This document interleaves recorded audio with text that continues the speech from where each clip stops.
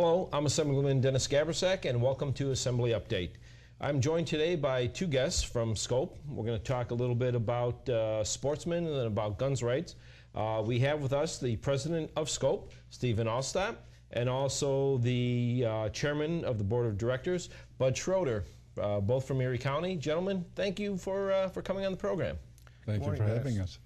Glad to have you here. I know some big doings coming up tomorrow in terms of the Sportsman's Breakfast. I know you've been a part of that for a number of years. Each year that breakfast, this event keeps growing a little bigger and bigger, and I know tomorrow's going to be an important day. I know I've seen you here, in the past couple of years at this event, and I think it's a great way to help bring. Raise the conscious level and all the efforts that you do in terms of bringing that to the legislators, making them aware of the issues that are important to you, and sportsmen and the right to bear arms and things like that. So it's I think a good way to just kind of educate the legislators as far as what's happening. Yeah, it's a great event, and we're glad to be part of it. It's an event that really brings to the forefront, particularly the economic boost that it brings to the state. All that sportsmen, with all the hunting and fishing activities, it really is basically a billion-dollar industry in New York State. It is pretty important to the New York economy. Before we get into some of the legislation and things that impact citizens and in their daily lives, and let's talk a little bit about Scope. Steve, can you tell us, what Scope is, what your organization does, the types of things that you provide? Yeah, Scope is the Shooters Committee on Political Education. We're a nonprofit membership organization dedicated to protecting the rights of gun owners and sportsmen in New York State. Our primary focus is education. We educate the public at large about issues, our members about upcoming legislative issues, and we also work with legislators who are proposing legislation that affects our members, and we try to educate those on the issues and our concerns. I know that in terms of working with legislators, I know one person who's very supportive, and I know I've signed on to a number of pieces of legislation that she has, is Francine Del Monte. I know that she carries some of the legislation. I'm happy to work with her and sign on to some of that legislation. One of the things in terms of your charge in terms of Scope is to inform people, or work towards the right to keep and bear arms. You can maybe talk about that a little bit, in terms of what that is, what it means to the public. Sure. The board has put together a presentation that we are willing to take to any sort of a group that speaks of the right to keep and bear arms, how it affects the citizens of New York State. It's a PowerPoint presentation, runs about 20 minutes. So if there are any groups like a Kiwanis or Rotary or a school that would like to learn a little bit more about it, it's non-political, it's all on the issue of constitutional rights. And anyone that would like to partake in that, just contact us. You can do it through your office or through Steve. He'll give a phone number later and set that up for them. As I say, it'll go for any service group, for any group that is interested in constitutional rights. We're available to help them.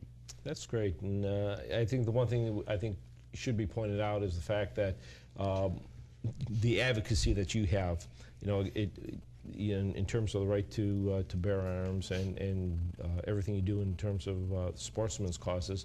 The one thing you have to do is, I know you look out for being responsible. When you're talking about firearms, you want to make sure that you have the proper training, and your handle and any gun, rifle, whatever, in a responsible manner.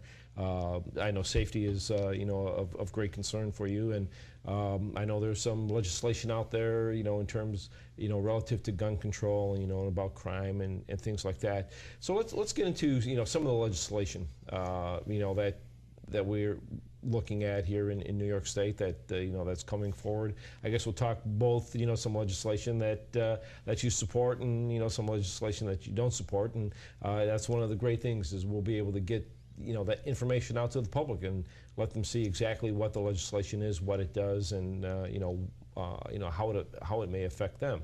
So why don't we move into some of the legislation? If I may, Dennis, okay. that you're leading us into one of the functions of scope. We are big supporters of the Teen Shooting Academy, and we teach young people between the ages of 14, 20, and 22 safely handle a firearm, and we can do that with hands-on training.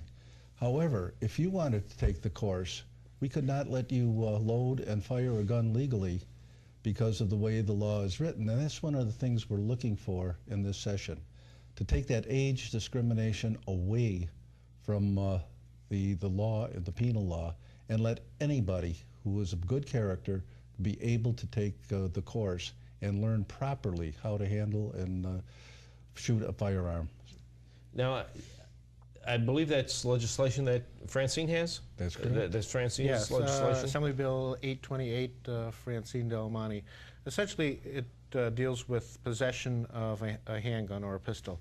You cannot be in possession without a license, unless you are in a training situation with a certified trainer, and then under supervision, you can train with a handgun so that when you get your actual license and you have you're going to be safe and responsible and you know how to handle it. The problem is that once you turn 21, the law says you're not allowed to handle that gun even under supervision and training until after you get your license. It's sort of like saying, well, you're not allowed to learn how to drive the car until after we give you your driver's license. Now you're kind of putting the cart before the horse in terms of the process.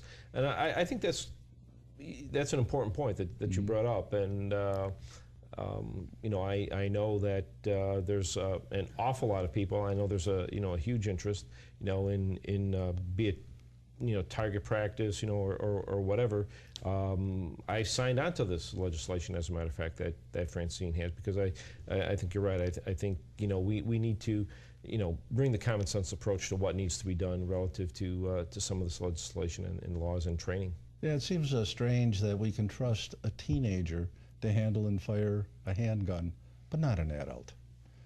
Well, that's one of those quirks and some of the laws that we have, and that's why we're, you know, we'll try to get enough support to, you know, to change that. And once again, it all comes down to being responsible, having someone qualified and educated and certified in terms of being able to provide the training.